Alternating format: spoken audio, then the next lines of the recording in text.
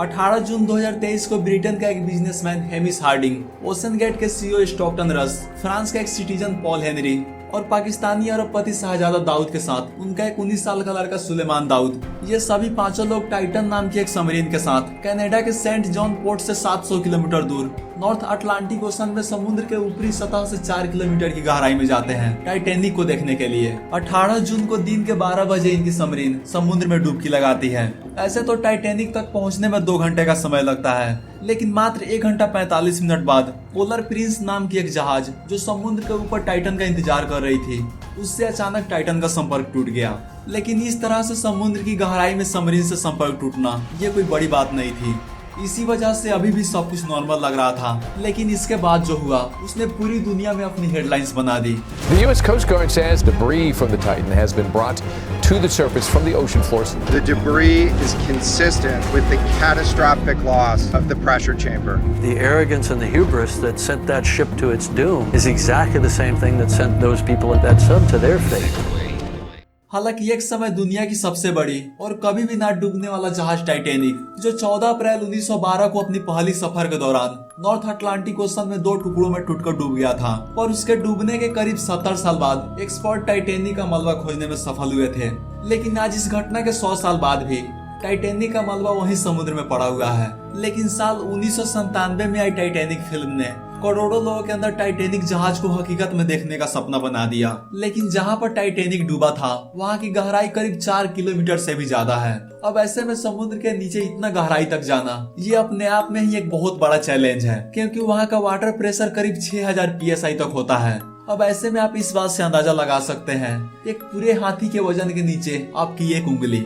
लेकिन इतना खतरनाक होने के बाद भी 1985 से अब तक करीब 250 टूरिस्ट सबमरीन की मदद से टाइटैनिक को जाकर देख चुके हैं। अब आप सोच सकते हैं उस सबमरीन के ऊपर कितना ज्यादा प्रेशर पड़ता होगा।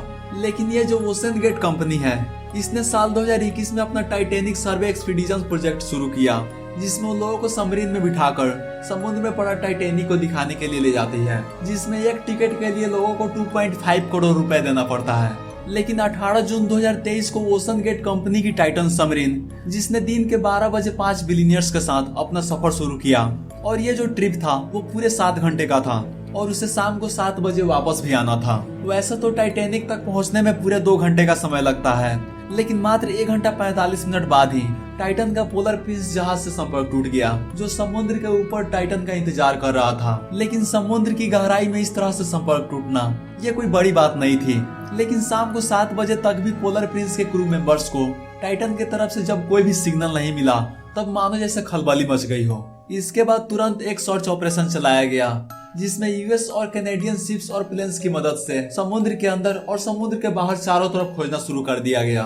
और अगले 2 दिन तक भी टाइटन का कुछ पता नहीं चल पाया।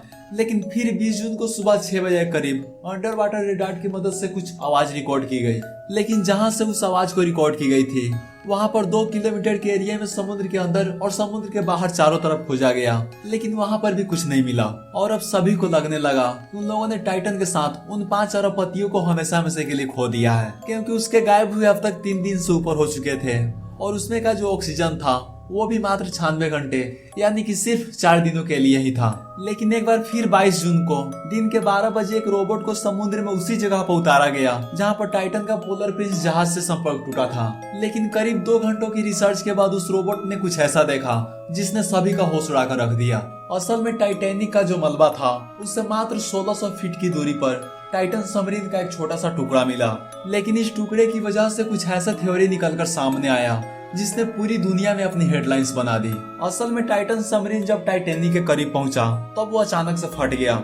इसका सीधा मतलब है कि टाइटन वाटर प्रेशर बर्दाश्त नहीं कर पाया और वो ब्लास्ट हो गया, जिसके बाद अब ओशन गेट कंपनी के सेफ्टी के ऊपर लोग उंगली उठाने लगे। लेकिन ओशन गेट के सीईओ स्टॉकटन रस, जो खुद इस घटना में अपनी जान गंवा बैठे हैं, वो एक बार अप्रैल 2019 के समय कार्ल स्टैनली नाम के एक बिजनेसमैन को लेकर टाइटन सबमरीन के साथ टाइटैनिक ट्रिप पर जब वो निकले हुए थे, तब वो 3.5 किलोमीटर की गहराई में जैसे ही पहुंचे, वैसे ही टाइटन सबमरीन की बॉडी से क्रैक होने की आवाज सुनाई देने लगी। हालांकि उस समय भी टाइटन को ओशन गेट के सीईओ स्टॉकटन रस ही ऑपरेट कर रहे थे, लेकिन उस समय उन्होंने इस क्रैक पर ज्यादा ध्यान नहीं दिया। जबकि उस ट्रिप के बाद कार्ल स्टैनली ने स्टॉकटन रस को मेल करके भी बताया था कि आगे फ्यूचर का टाइटैनिक ट्रिप टाइटन से करने में खतरा भी हो सकता है, लेकिन स्टॉकटन रस ने इन सभी बातों को इग्नोर कर दिया, क्योंकि टाइटन को बनाने के बाद स्टॉकटन रस ने 5 से 10,000 PSI के प्रेशर पर उसका टेस्ट लिए हुए थे और इसी वजह से उनको टाइटन पर पूरा भरोसा था। हालांकि टाइटन को बनाते समय उन्होंने कुछ गलतियों के साथ कुछ रूल्स भी तोड़े हुए थे, जिसमें से पहली गलती तो यह थी